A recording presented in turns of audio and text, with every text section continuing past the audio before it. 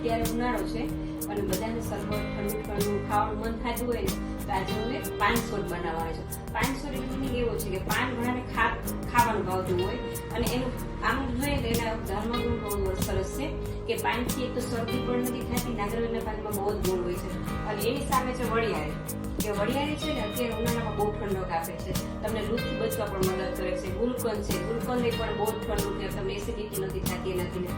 Ice cream એ જ મદદ કરે છે કે આપણે એસિડિટીમાં કે બધામાં. અને છોકરાઓને પાછું ભાવે છે, છોકરાઓ આમ ન ખાતા હોય ને આ બાને ખવડાવવાનું. એની સામે જે આ એક સિરપ આવે છે, આ છે પાનનું સિરપ અને આ ગુલકંદ ને તૂટી ફૂટીની છે, નાગરવેલના પાન છે. આ એક આઈસ્ક્રીમ છે, પછી આ પાન સિરપ છે. આ બધી લગભગ જનરલ દુકાને મળી જાય છે. ગુલાબની પાકડી છે, નાગરવેલના પાન છે, આ વરિયાળી છે પલાળેલી, આને 5 થી 6 કલાક પલાળી રાખવાની છે અને 2 ચમચી ગુલકંદ છે, 1 ગ્લાસ દૂધ છે.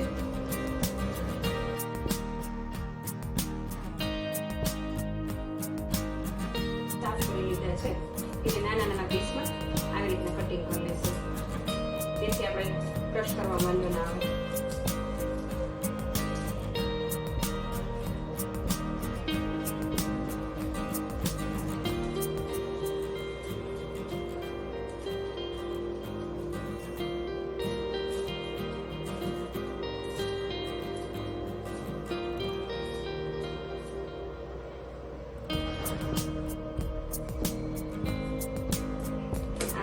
છે તે આપણે 3 થી 4 ચમચી નાખીએ.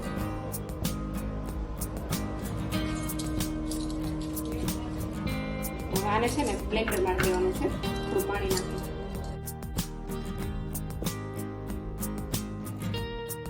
આપણે જો આ રીતે બ્લેન્ડરથી બ્લેન્ડ કરી લેવાનું છે અને પછી આને ગાળી લેવાનું છે.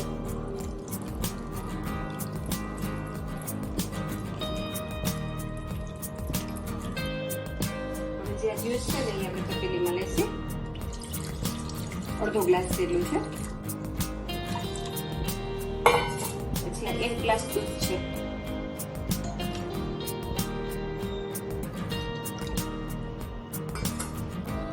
એની અંદર આ પાન સિરપ છે જે રેડીમેડ મળે છે, એસેન્સ પણ કહેવાય છે પાનનું, તે આપણે 4 ચમચી જેટલું લઈશું.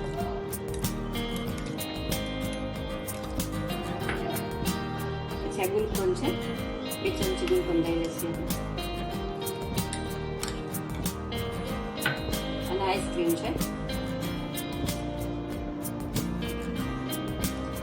2 ચમચી મોટી આઈસ્ક્રીમ લેશે એટલે આપણે બીજી ઉજાશે. હવે આને આપણે બ્લેન્ડરમાં દેશે. જો આ રીતે આપણે બધું બ્લેન્ડ કરી લીધું છે અને આની અંદર આપણે 2 થી 3 ચમચી ખાંડ નાખવાની છે. આ તો ગુલકંદ આઈસ્ક્રીમ હોય છે, બહુ જરૂર નથી પડતી, પણ તો દૂધના હિસાબે થોડું મોરું લાગે તો આપણે 2 ચમચી ખાંડ નાખી દેવાની.